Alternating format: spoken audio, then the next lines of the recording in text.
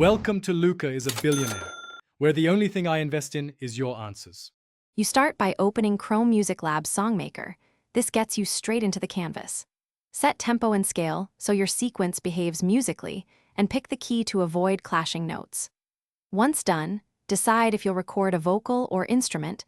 Enable the microphone permission now so the browser can capture sound. You're doing this early to prevent permission prompts later. Make sure the grid size and instruments match the song idea before you place the first note. You now create structure. Start with a simple drum loop to lock rhythm, then add a bass line to define harmony. Finally, sketch the melody on top. Use the length control and zoom to craft bars and repeats. This lets you shape verses and choruses. Once layered, balance levels and apply subtle reverb so parts sit together.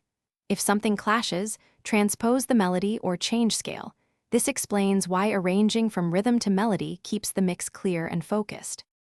You finish by listening through end to end, trimming or duplicating sections for flow, then export the audio or copy the share link so others can hear it. Make sure to name the project before exporting to stay organized. Test the final file on different devices to catch balance issues.